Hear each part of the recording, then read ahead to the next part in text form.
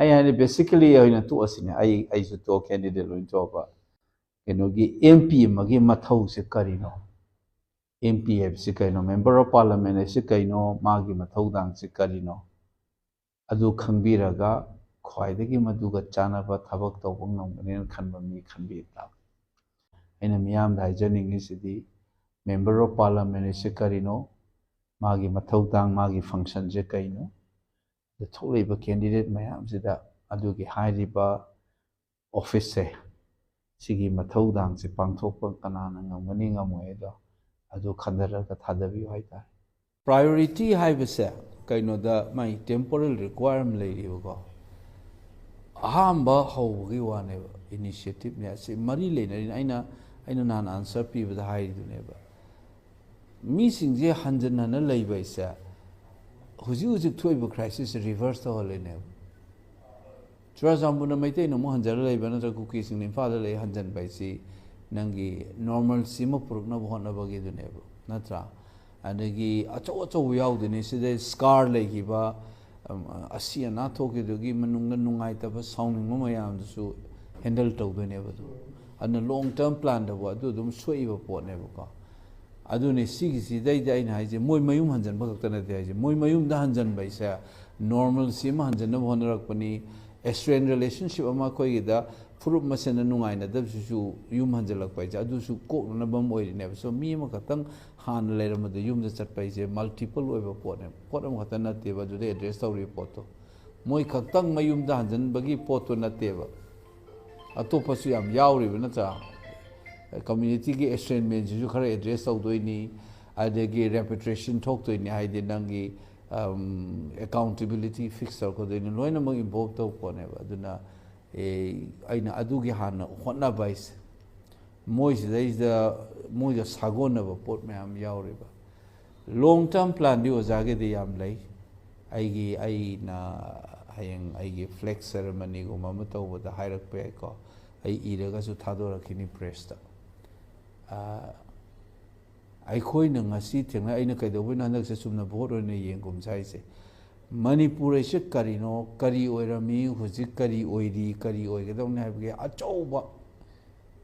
pot ama leiri ba ko masi address to wasine ba India manung da leire se we are the 19th state of India taramapan suba state ni ko schedule 1 le yauri ni si India ai bali pak si Manipur ki position je karino aduga sagona ba ngak na tro khulai pai bala loba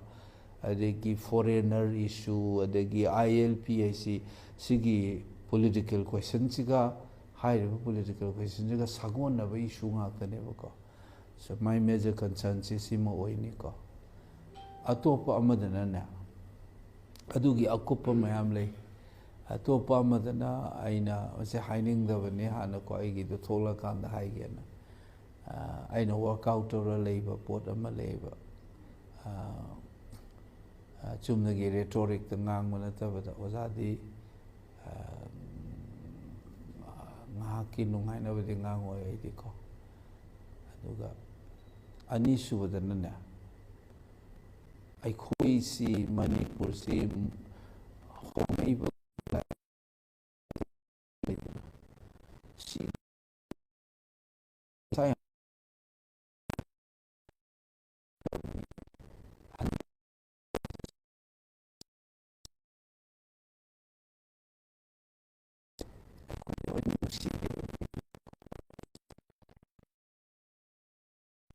plans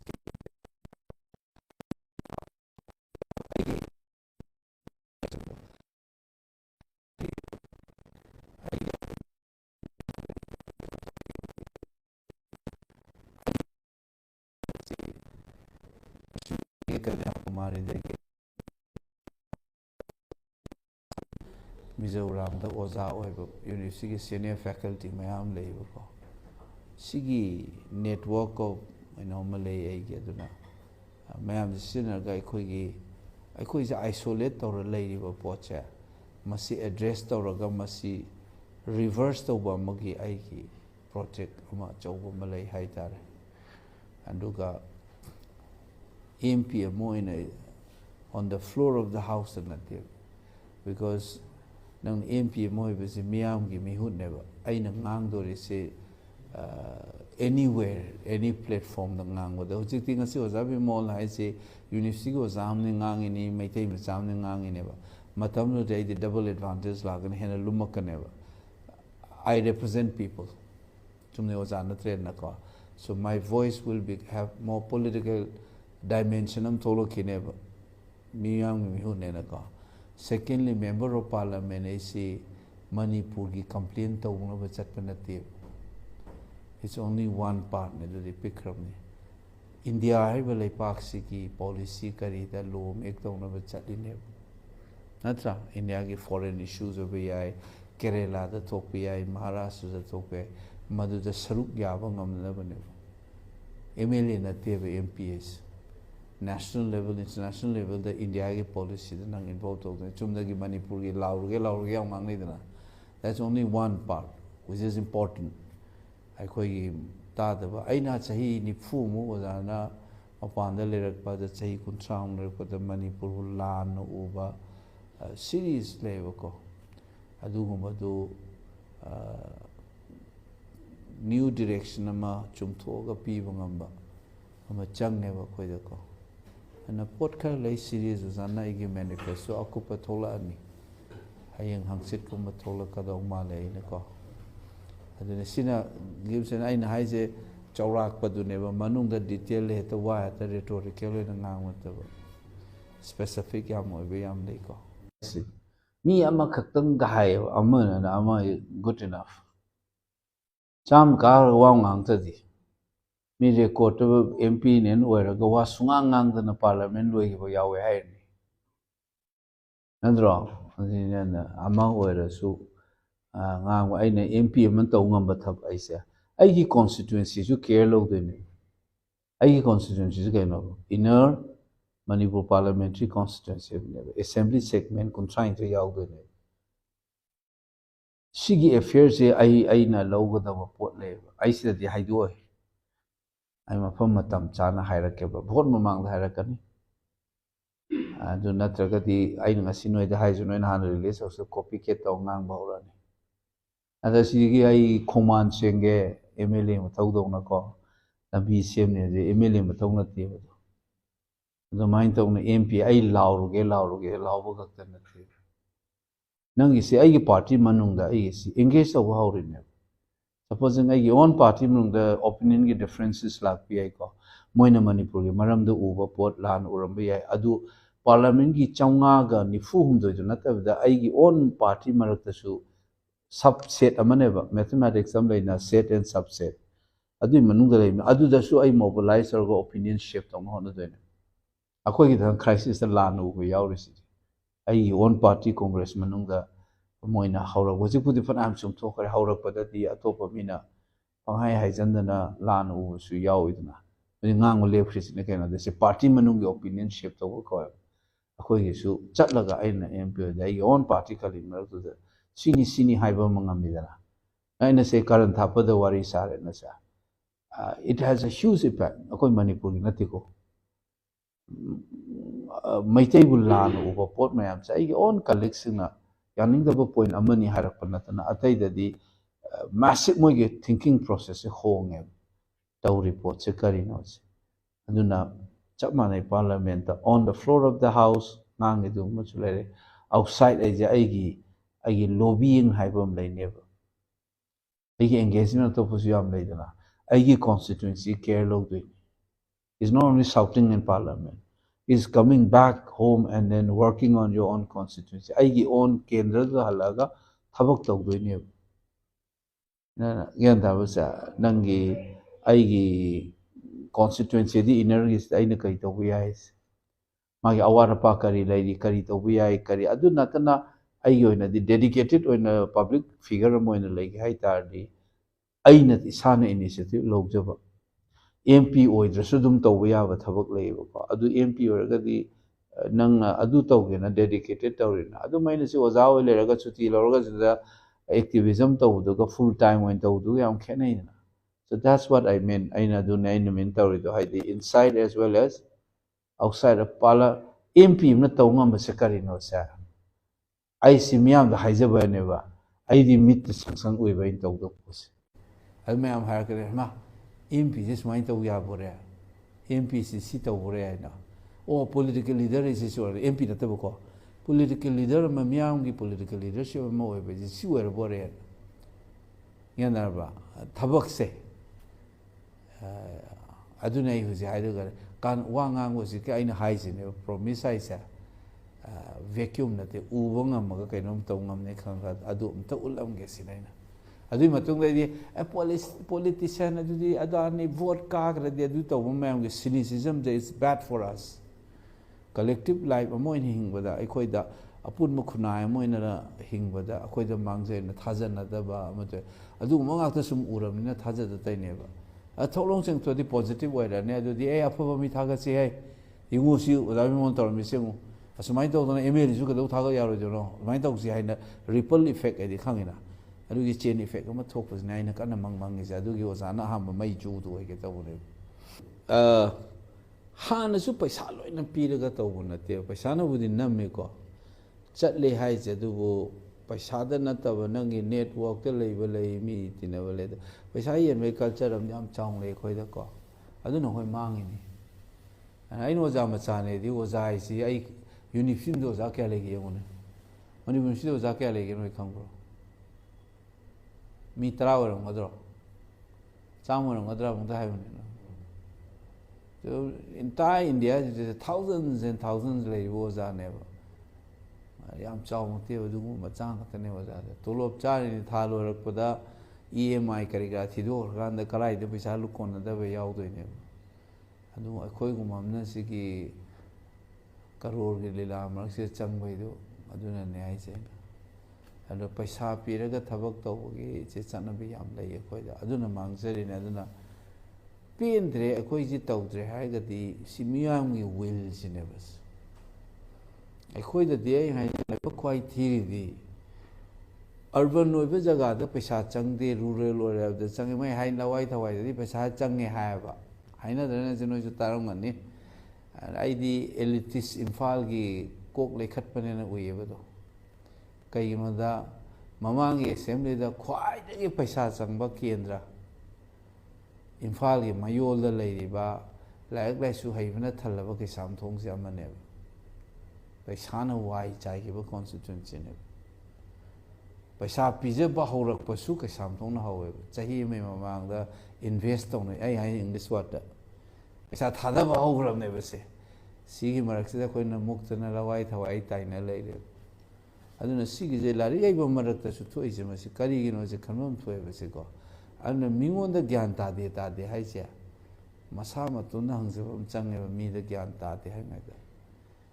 ꯁꯤ ꯍꯥꯏꯗꯅ ꯑꯩꯈꯣꯏꯒꯤ ꯄꯥꯕ꯭ꯂꯤꯛꯀꯤ Consciousness political Consciousness ꯋꯥꯡꯉꯕ꯭ꯔꯥ ꯍꯥꯏꯗꯤ ꯋꯥꯡꯗꯦ ꯑꯗꯣ ꯂꯤꯗꯔꯒꯤ ꯃꯊꯧꯁꯦ ꯃꯤꯌꯥꯝꯅ ꯒ꯭ꯌꯥꯟ ꯇꯥꯕ ꯋꯥꯠꯂꯤꯕꯗꯣ ꯑꯗꯨ ꯑꯦꯛꯁꯄ꯭ꯂꯣꯏꯠ ꯇꯧꯔꯒ ꯃꯁꯥꯒꯤ ꯑꯦꯗꯚꯥꯟꯇꯦꯖ ꯍꯥꯏꯔꯤꯕꯗꯨꯕꯨ ꯃꯁꯥꯒꯤ ꯑꯣꯏꯊꯛꯀꯤꯗꯃꯛꯇ ꯂꯥꯟꯅ ꯁꯤꯖꯤꯟꯅꯕꯗꯣ ꯃꯤꯌꯥꯝ ꯒ꯭ꯌꯥꯟ ꯇꯥꯍꯟꯅꯕ ꯍꯣꯠꯅꯕꯒꯤ ꯃꯍꯨꯠꯇ ꯃꯤꯌꯥꯝꯒꯤ ꯑꯁꯣꯟꯕꯗꯣ ꯃꯗꯨꯗ ꯌꯨꯝꯐꯝ ꯑꯣꯏꯔꯒ ꯑꯗꯨꯕꯨ ꯈꯨꯠꯂꯥꯏ ꯑꯣꯏꯅ ꯁꯤꯖꯤꯟꯅ ꯃꯁꯥꯒꯤ ꯑꯣꯏꯖꯕ ꯇꯥꯟꯕ ꯑꯣꯏꯅ ꯇꯧꯋꯦꯕ ꯑꯩꯈꯣꯏꯒꯤ ꯂꯤꯗꯔꯁꯤꯡꯁꯦ ꯁꯣ ꯄꯣꯂꯤꯇꯤꯀꯦꯜ ꯂꯤꯗꯔ ꯑꯣꯏꯒꯦ ꯍꯥꯏꯇꯥꯔꯒꯗꯤ ꯃꯤꯌꯥꯝꯒ ꯑꯁꯣꯏꯕ ꯆꯨꯝꯊꯣꯛꯀꯗꯕꯅꯦꯕ ꯂꯤꯠ ꯇꯧꯕ ꯍꯥꯏꯁꯤꯅꯦ ꯑꯆꯨꯝꯕ ꯂꯝꯕꯤꯗ ꯂꯝꯖꯤꯡꯕ ꯉꯝꯕꯗꯨꯅꯦꯕ ꯑꯩꯈꯣꯏꯗꯅ ꯅꯣꯔꯃꯦꯜꯂꯤ ꯀꯩꯗꯧꯒꯦꯗ ꯄꯣꯂꯤꯇꯤꯁꯤꯌꯟꯁꯤꯡꯁꯦ ꯉꯁꯥꯏꯒꯤ ꯃꯤꯌꯥꯝꯒꯤ ꯑꯁꯣꯟꯕꯁꯦ ꯃꯁꯤ ꯃꯣꯏꯅ ꯈꯨꯠꯂꯥꯏ ꯑꯣꯏꯅ ꯁꯤꯖꯤꯟꯅꯔꯒ ꯃꯁꯥꯒꯤ ꯃꯣꯏ ꯑꯣꯏꯖꯅꯕ ꯚꯣꯠ ꯀꯥꯅꯕ ꯑꯣꯏꯅ ꯁꯤꯖꯤꯟꯅꯩꯌꯦꯕ ꯑꯗꯨꯅ ꯂꯤꯗꯔ ꯑꯣꯏꯒꯦꯗꯤ ꯚꯣꯠ ꯀꯥꯗ꯭ꯔꯤꯉꯩꯗꯒꯤ ꯍꯧꯔꯗꯕꯅꯦꯕ ꯑꯩꯅ ꯑꯄꯤꯜ ꯇꯧꯔꯛꯏꯁꯦ ꯄꯩꯁꯥꯗ ꯊꯥꯗꯕꯤꯒꯅꯨ ꯑꯗꯨ ꯇꯧꯒꯅꯨ ꯁ꯭ꯃꯨꯠ ꯑꯣꯏꯅ ꯇꯧꯅꯗꯤ ꯃꯣꯏꯅ ꯑꯣꯏꯔꯣꯏ ꯍꯥꯏꯁꯦ ꯀꯩꯗꯧꯕꯩ ꯑꯣꯏꯔꯣꯏꯗꯣꯏꯅꯣ ꯑꯃꯨꯛꯇ ꯍꯪꯉꯣꯕ ꯃꯣꯏꯗ ꯒ꯭ꯌꯥꯟ ꯇꯥꯔꯕ ꯑꯣꯏꯔꯣꯏꯗꯕꯗꯨ ꯀꯃꯥꯏꯅ ꯑꯣꯏꯍꯟꯒꯗꯒꯦ ꯑꯃꯨꯛꯇ ꯊꯕꯛ ꯍꯧꯕꯤꯌꯣ ꯍꯥꯏꯗꯧꯅꯦꯕ ꯃꯁꯥ ꯐꯩ ꯑꯩꯗꯤ ꯌꯥꯝ ꯇꯣꯏ ꯍꯥꯏꯁꯦ ꯍꯧꯖꯤꯛꯁꯨ ꯍꯥꯏꯁꯤꯅꯤ ꯅꯍꯥꯟ ꯑꯩꯅ ꯐꯥꯏꯜ ꯇꯧꯔ ꯍꯥꯏꯗꯨꯅꯤ ꯅꯣꯏ ꯋꯥꯔꯤ ꯁꯥꯔꯦ ꯑꯩ ꯍꯧꯖꯤꯛ ꯉꯥꯏꯍꯥꯛ ꯂꯩ ꯋꯥꯔꯦ ꯉꯥꯏꯍꯥꯛ ꯁꯥꯡꯗꯣꯛꯀꯦꯅ ꯐꯃꯨꯡ ꯑꯃ ꯖꯁ ꯏꯃꯦꯖꯤꯟ ꯅꯪ ꯌꯨꯝ ꯂꯩꯇꯕ ꯅꯨꯃꯤꯠꯇ ꯇ꯭ꯔꯦꯟꯗ ꯖꯔꯅꯤ ꯂꯩꯕꯗ ꯅꯪ ꯑꯝꯇ ꯌꯦꯡꯉꯣꯕ ꯁꯦꯠꯂꯤꯕ ꯃꯤꯗꯨ ꯈꯛꯇꯪ ꯁꯦꯠ ꯂꯩꯕꯗ ꯇꯨꯝꯐꯝ ꯋꯥꯔꯀꯥꯟꯗ ꯇꯨꯝꯐꯝ ꯂꯩꯔꯛꯇꯕꯗ ꯑꯗꯨꯃꯥꯏꯅ ꯍꯣꯝꯂꯦꯁ ꯑꯣꯏꯕ ꯑꯩꯁꯦ ꯏꯠꯁ ꯚꯦꯔꯤ ꯇ꯭ꯔꯣꯃꯦꯇꯤꯛ ꯑꯣꯏꯕ ꯑꯦꯛꯁꯄꯤꯔꯤꯌꯦꯟꯁ ꯌꯥꯝ ꯊꯤꯅ ꯊꯋꯥꯏ ꯍꯛꯆꯥꯡ ꯃꯅꯨꯡ ꯌꯥꯝ ꯊꯤꯅ ꯁꯣꯛꯈ꯭ꯔꯖꯥꯠꯅꯤ ꯑꯗꯨꯅꯕꯨ ꯁꯨꯁꯥꯏꯠ ꯇꯧꯒꯦ ꯀꯥꯏꯅ ꯍꯥꯏꯕ ꯅꯨꯄꯥ ꯑꯃ ꯑꯩ ꯚꯤꯗꯤꯑꯣꯗ ꯊꯦꯡꯅꯈꯤꯕ ꯑꯩꯁꯤꯗꯤ ꯅꯪ ꯉꯔꯥꯡ ꯅꯍꯥꯟ ꯚꯣꯠꯀꯤ ꯉꯥꯡꯕ ꯅꯠꯇꯦ ꯁꯤꯗꯤ ꯃꯃꯥꯡꯗ ꯑꯩ ꯉꯥꯡꯉꯝꯅꯤ ꯆꯥꯟꯗꯤꯒꯔ ꯁ꯭ꯄꯤꯆꯇꯁꯨ ꯑꯩ ꯍꯥꯏꯈ꯭ꯔꯕꯅꯦꯕ ꯑꯩꯈꯣꯏ ꯀꯥꯎꯒꯨꯝꯁꯤ ꯁꯤꯁꯦꯅ ꯑꯗꯨꯅ ꯃꯣꯏꯒꯨꯝꯕꯒꯤ ꯄꯨꯟꯁꯤꯗꯨꯅ ꯚꯣꯠ ꯀꯥꯏꯗꯣ ꯃꯤꯅꯤꯡꯂꯦꯁ ꯑꯣꯏꯔꯛꯀꯅꯤꯅ ꯍꯥꯏꯔꯛꯇꯧꯔꯤꯅꯦꯕ ꯃꯣꯏ ꯄꯦꯟꯗꯕꯗꯨꯅꯀꯣ ꯑꯗꯨꯒ ꯏꯁꯨꯁꯦ ꯑꯗꯨꯅꯅꯦꯕ ꯑꯩꯅ ꯍꯧꯖꯤꯛ ꯍꯥꯏꯁꯦ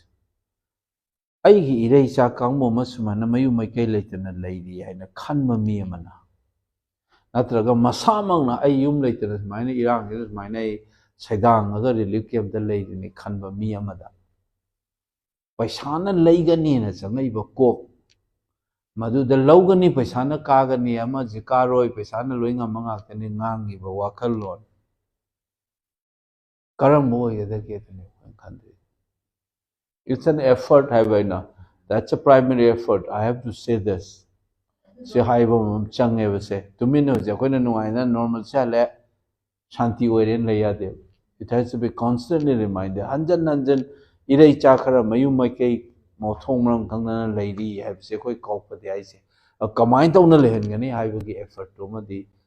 hona ga ma thok tai ba du aina mangjin thar hona ne ba. As a member, you can ask the floor of the house high doing ministry dagi natraga nako nangi pressure to home chang miya mobilize to ne atopa nangi sigi adugi ngasai no oversight function hai do si uji bok to dri kai do no paisa thada ga kai chakre hai na ching ko kari policy le ri san na ba constantly check to go dekho eta kaw hai se public memory is short and at the cow with the no member more remind the wom chang ever government or gonna adugisu remind the wom chang a loud nanga to government system the outer gonna parliament the kai the madugi remind public the reminder of chang ever ko amaromnana as a citizen as a leader of the people moizadu hanjanana ba kamain tawdana civil society के resources सिजनगदगे अदगी relief camp तलेइबो सिंगसिगी कदाइदगी market and entrepreneurship तगी करी लौबी आए in different sources we have अदगी lobbying with the government अदगी party members fellow members of the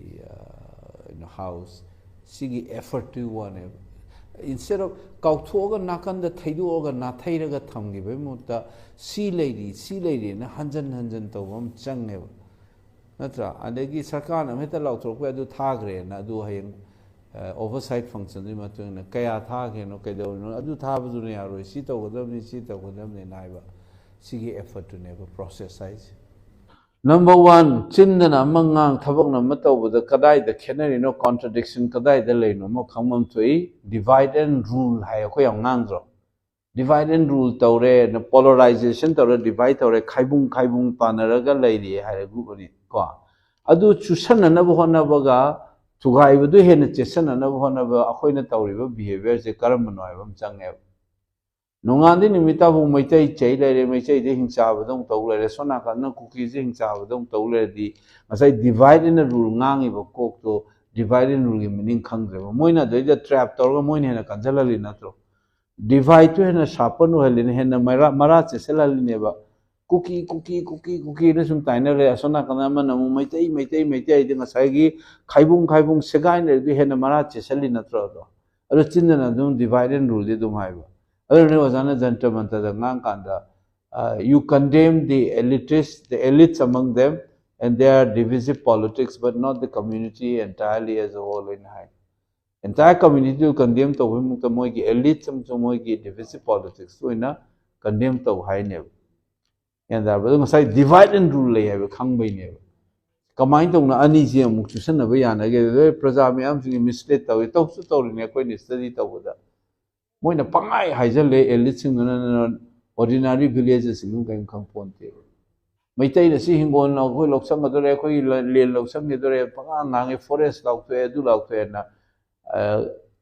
reserve forest, protected forest law was the last of Tokis in 1990. But the Hojita loin lauk toga mogi maintain a loin copsan given Lanas and Dokudo. Elini in a covery in Nimogi parliamentary and members in the Nang in it. ꯑꯗꯨꯅ ꯑꯗꯨꯒꯨꯝꯕ ꯃꯌꯥꯝꯗꯣ ꯆꯨꯝꯊꯣꯛꯄ ꯑꯃ ꯆꯪꯉꯦꯕ ꯑꯩꯈꯣꯏꯗ counter ꯇꯧꯕ ꯑꯃ ꯆꯪꯉꯦꯕ ꯑꯗꯨꯅꯤ ꯑꯩ ꯍꯥꯏꯗꯤ ꯗꯤꯚꯥꯏꯠ ꯑꯦꯟ ꯔꯨꯜ ꯍꯥꯏꯔꯒ ꯄꯣꯂꯔꯥꯏꯖꯦꯁꯟ ꯃꯇꯦꯡ ꯄꯥꯡꯁꯤꯜꯂꯦ ꯑꯩꯈꯣꯏꯅ ꯀꯨꯀꯤ ꯆꯩ ꯂꯩꯔꯦ ꯑꯗꯒꯤ ꯃꯩꯇꯩ ꯑꯃꯨꯛ ꯆꯩ ꯂꯩꯔꯦꯗꯅ ꯁꯤꯒꯤ ꯁ꯭ꯄ꯭ꯂꯤꯠꯁꯦ ꯊꯑꯣꯏꯀꯤ ꯃꯤꯅ ꯊꯨꯒꯥꯏꯅꯕꯁꯤꯗ ꯑꯩꯈꯣꯏꯅ ꯍꯦꯟꯅ ꯃꯔꯥ ꯆꯦꯠꯁꯤꯜꯍꯟꯈ꯭ꯔꯦꯕ ꯑꯗꯨ ꯆꯦꯠꯁꯤꯟꯍꯟꯗꯅꯕ ꯍꯣꯠꯅꯕꯗ ꯑꯗꯨ ꯂꯤꯗꯔꯁꯤꯞꯀꯤ ꯑꯁꯣꯏꯕꯅꯦ ꯅꯣꯡꯉꯥꯟꯗꯩ ꯅꯨꯃꯤꯠ ꯇꯥꯕꯧ ꯀꯨꯀꯤ ꯆꯩꯔꯒ ꯍꯦꯔꯣ ꯑꯣꯜꯂꯦ ꯑꯁꯣꯝ ꯅꯥꯀꯟ ꯅꯣꯡꯉꯥꯟꯗꯩ ꯅꯨꯃꯤꯠ ꯇꯥꯕꯧꯕ ꯃꯩꯇꯩ ꯆꯩꯔꯒ ꯍꯦꯔꯣ ꯑꯣꯜ ꯂꯩꯔꯦ ꯁꯦꯒꯥꯏꯅꯔꯛꯏꯅꯦ ꯑꯗꯩꯗ ꯀꯟꯁꯣꯂꯤꯗꯦꯠ ꯇꯧ ꯌꯥꯗꯅꯕ ꯇꯧꯔꯛꯏꯅꯦꯕ ꯑꯗꯨ ꯀꯃꯥꯏꯅ ꯇꯧꯅ ꯄꯨꯟꯁꯤꯟ ꯃꯣꯏ ꯑꯗꯨ ꯊꯨꯒꯥꯏꯕ ꯄꯥꯝꯕ ꯃꯤꯗꯗꯤ ꯍꯔꯥꯎꯔꯤꯅꯦꯕ ꯑꯗꯣ ꯅꯠꯇ꯭ꯔꯥ ꯑꯗꯨꯒꯤ ꯄꯣꯂꯤꯇꯤꯛꯁꯁꯨ ꯃꯁꯛ ꯈꯪꯉꯒ ꯊꯕꯛ ꯇꯧꯕ ꯑꯃ ꯆꯪꯉꯦꯕ ꯂꯤꯗꯔ ꯑꯣꯏꯒꯦꯗꯤ ꯏꯟꯇꯔꯚꯤꯌꯨ ꯇꯦꯂꯤꯚꯤꯖꯟ ꯏꯟꯇꯔꯚꯤꯌꯨ ꯈꯔꯗꯁꯤ ꯁꯦꯡꯅ ꯍꯥꯏꯈ꯭ꯔꯕꯅꯤ ꯅꯪꯒꯤ ꯑꯩꯈꯣꯏꯒꯤ ꯑꯦꯛꯖꯤꯁꯇꯦꯟꯁꯁꯦ ꯊ꯭ꯔꯦꯠ ꯇꯧꯋꯦ ꯍꯥꯏꯕꯒꯤ ꯑꯀꯤꯕ ꯑꯃ ꯂꯩꯁꯤꯗ ꯑꯩꯈꯣꯏ ꯀꯨꯏꯔꯦꯕ ꯌꯥꯝ ꯀꯨꯏꯔꯦ ꯁꯤꯗꯤ ꯒꯣ ꯕꯦꯛ ꯐꯣꯔꯦꯅꯔ ꯀꯥꯏꯅ ꯇꯧꯔꯤꯗꯣ ꯑꯗꯨꯒꯤ ꯑꯀꯤꯕ ꯌꯥꯎꯔꯛꯑꯕꯅꯤ ꯍꯥꯟꯅꯗꯒꯤ 1980ꯗꯒꯤ ꯍꯧꯔꯛꯑꯕ ꯑꯗꯨꯝ ꯂꯩꯔꯕꯅꯦꯕ ꯅꯠꯇ꯭ꯔꯣ ꯑꯗꯨꯒꯤ ꯐꯤꯌꯔꯁꯦ ꯍꯧꯖꯤꯛꯀꯤ ꯇ꯭ꯔꯦꯟ ꯍꯥꯡꯉꯛꯑꯗꯤ ꯀꯩꯗꯧꯅꯤ ꯈꯣꯠꯀꯅꯤ ꯍꯥꯏꯕꯒꯤ ꯄꯣꯠ ꯑꯃ ꯂꯩꯔꯤꯕꯀꯣ ꯑꯁꯤꯒꯤ ꯑꯀꯤꯕ ꯃꯌꯥꯝꯁꯤꯒꯤ ꯑꯦꯡꯖꯥꯏꯇꯤꯗꯨꯗ ꯑꯩꯈꯣꯏꯅ ꯀꯣꯟꯁꯇꯤꯇ꯭ꯌꯨꯁꯅꯦꯜ ꯄ꯭ꯔꯣꯇꯦꯛꯁꯟ ꯑꯃ ꯊꯤꯕꯒꯤ ꯋꯥꯅꯦꯕ ꯑꯦꯁ ꯇꯤ ꯑꯩꯁꯦ ꯉꯁꯥꯏꯒꯤ ꯐꯤꯌꯔꯗꯣꯀꯣ ꯑꯗꯨ ꯁꯤ ꯐꯤꯌꯔꯁꯤꯁꯨ ꯃꯤꯠ ꯅꯠꯇꯦꯕ ꯗ ꯔꯤꯌꯦꯜ ꯗꯦꯟꯖꯔ ꯀꯣ ꯑꯗꯨꯅ ꯑꯦꯁ ꯇꯤꯗꯨꯅꯃꯛ ꯂꯣꯏꯅꯃꯛ ꯁꯣꯜꯕ ꯇꯧꯔꯒꯅꯤ ꯍꯥꯏꯕꯒꯤ ꯋꯥꯗꯨꯗꯤ ꯑꯗꯨꯗꯨꯅ ꯉꯥꯏꯍꯥꯛ ꯂꯩꯔ ꯊꯝꯈꯣꯕ ꯑꯗꯨꯒ ꯕꯦꯁꯤꯀꯦꯂꯤ ꯑꯦꯁ ꯇꯤ ꯗꯤꯃꯥꯟ ꯇꯧꯔꯛꯏꯁꯤ ꯑꯩꯈꯣꯏ ꯀꯣꯟꯁꯇꯤꯇ꯭ꯌꯨꯁꯟ ꯄ꯭ꯔꯣꯇꯦꯛꯁꯟ ꯑꯃ ꯄꯥꯝꯃꯤ ꯑꯩꯈꯣꯏꯗ ꯁꯨꯃꯥꯏꯅ ꯇꯧꯔꯒ ꯈꯔ ꯉꯥꯛꯂꯧ ꯑꯣꯏꯅ ꯑꯃ ꯂꯧꯒꯦ ꯍꯥꯏꯔꯛꯏꯅꯦꯕꯀꯣ ꯂꯦꯖꯤꯇꯤꯃꯦꯠ ꯑꯣꯏꯕ ꯄꯣꯠꯅꯦꯕ ꯑꯦꯝ ꯄꯤ ꯑꯣꯏꯅ ꯄꯥꯔꯂꯥꯃꯦꯟꯗꯒꯤ ꯋꯥ ꯅꯠꯇꯦ ꯑꯗꯨꯗꯤ ꯑꯃ ꯂꯩ ꯐꯥꯔꯃꯥꯁꯤꯗ ꯆꯪꯉꯒ ꯑꯩꯅ ꯑꯦꯐ ꯑꯥꯏ ꯑꯥꯔ ꯐꯥꯏꯜ ꯇꯧꯒꯦ ꯍꯥꯏ ꯌꯥꯔꯣꯏ ꯃꯐꯝ ꯃꯇꯝ ꯍꯥꯏꯕ ꯑꯃ ꯂꯩꯗꯅ ꯅꯠꯇ꯭ꯔꯣ ꯑꯗꯨꯅ ꯃꯤꯒꯤ ꯁꯤ ꯑꯣꯜꯔꯦꯗꯤ ꯊꯥꯔꯛꯑꯒ ꯁꯤꯒꯤ ꯔꯤꯄꯣꯔꯠ ꯊꯥꯔꯛꯎ ꯁꯣꯁꯤꯑꯣ ꯏꯀꯣꯅꯣꯃꯤꯛ ꯁ꯭ꯇꯦꯇꯁ ꯀꯃꯥꯏꯅ ꯇꯧꯏ ꯑꯦꯊꯅꯣꯒ꯭ꯔꯥꯐꯤꯛ ꯊꯥꯔꯛꯑꯣ ꯑꯩꯅ ꯍꯥꯏꯁꯦ ꯕꯦꯁꯤꯛ ꯑꯦꯁ ꯇꯤ ꯑꯣꯟꯕꯁꯦ ꯑꯥꯗ ꯃꯣꯏꯒꯤꯗꯨꯅ ꯑꯣꯟꯖꯒꯗꯕꯅꯤꯅ ꯁꯤꯒꯤ ꯄꯣꯠꯇꯣ ꯁꯣꯝ ꯅꯥꯀꯟꯒꯤ ꯁ꯭ꯇꯦꯠ ꯒꯚꯔꯟꯃꯦꯟꯗꯒꯤ ꯆꯪꯐꯝ ꯊꯣꯛꯄꯅꯦꯕ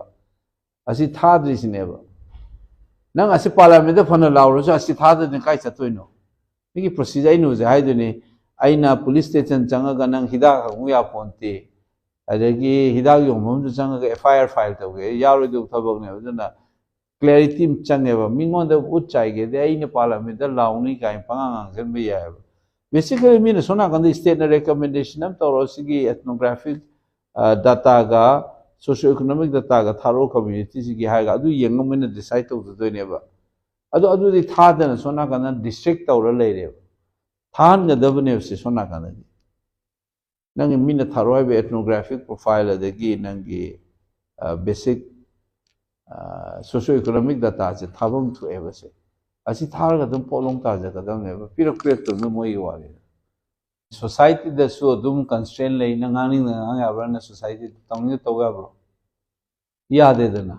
ꯑꯗꯨꯏꯁꯨ ꯅꯦꯒꯣꯁꯤꯌꯦꯠ ꯇꯧꯔꯤꯁꯤꯅꯦ ꯁꯣꯁꯥꯏꯇꯤꯗ ꯅꯨꯄꯤꯅ ꯁꯤ ꯇꯧ ꯌꯥꯗꯦ ꯅꯨꯄꯤꯅ ꯑꯗꯨ ꯇꯧ ꯌꯥꯗꯦ ꯁꯤ ꯑꯩꯈꯣꯏ ꯑꯗꯨꯝ ꯑꯗꯨ ꯊꯦꯡꯒꯥꯏꯅ ꯆꯠꯇ꯭ꯔꯣ ꯑꯗꯨꯃꯥꯏꯅ ꯄꯣꯂꯤꯇꯤꯀꯦꯜ ꯄꯥꯔꯇꯤꯁꯤꯁꯨ ꯒ꯭ꯔꯨꯞ ꯑꯃꯅꯦꯕ ꯑꯗꯨꯅ ꯅꯪꯒꯤ ꯉꯁꯥꯏꯒꯤ ꯑꯗꯨꯒꯤ ꯅꯦꯒꯣꯁꯤꯌꯦꯁꯟ ꯑꯗꯨꯒꯤ ꯑꯦꯡꯒꯦꯖꯃꯦꯟꯅꯤ ꯄꯣꯂꯤꯇꯤꯛꯁ ꯍꯥꯏꯁꯦ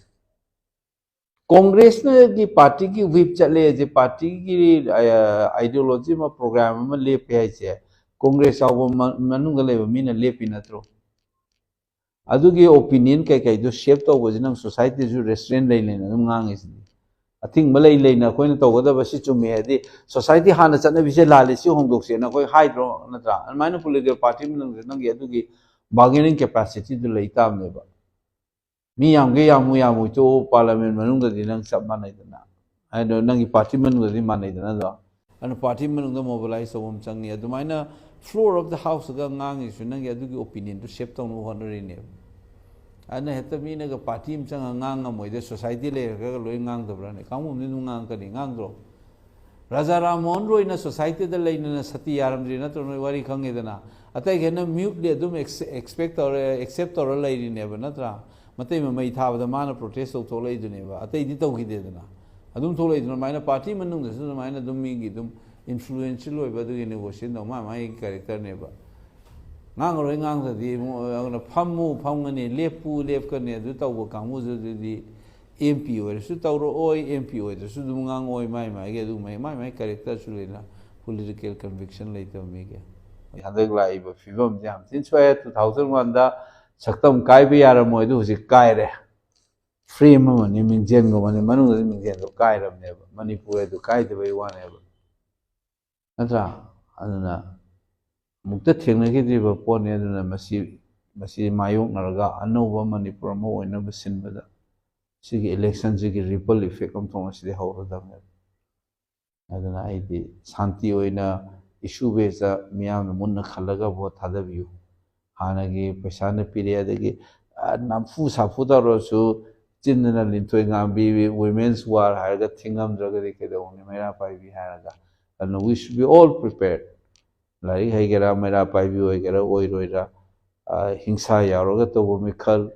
ꯁꯦꯟ ꯊꯨꯝ ꯄꯤꯖꯔ ꯇꯧꯕ ꯃꯤꯈꯜ ꯇꯧꯍꯟꯗꯅꯕ ꯌꯥꯔꯤꯈꯩ ꯍꯣꯠꯅꯕ ꯏꯁꯨ ꯕꯦꯁ ꯑꯣꯏꯔꯒ ꯑꯗꯨ ꯅꯠꯇ꯭ꯔꯗꯤ ꯑꯩꯈꯣꯏꯗꯤ ꯍꯟꯖꯟ ꯍꯟꯖꯟ ꯂꯦꯡꯉ ꯂꯦꯡꯉ ꯄꯨꯊꯕꯩ ꯇꯥꯏꯞ ꯇꯧ ꯂꯩꯔꯅꯦꯕ ꯌꯥꯔꯣꯏ